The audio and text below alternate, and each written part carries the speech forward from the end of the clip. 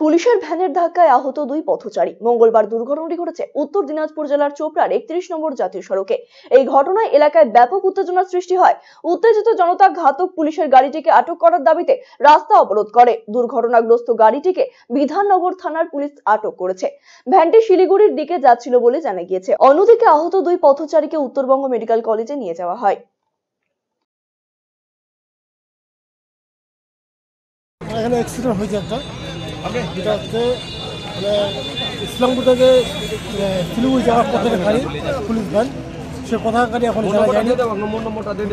যতদূর সম্ভব আমরা যে খবর পেলাম যে বিধাননগরে গাড়িটা আটক হয়েছে। অ্যাক্সিডেন্ট হয়েছে চোপড়া হাসপাতালের সামনে। এইটুকুই জানি, পেশেন্ট কীরকম আছে না সেটা অতটা আমি বলতে পারবো না। কয়জনের অ্যাক্সিডেন্ট হয়েছে? সম্ভবত দু তিনজন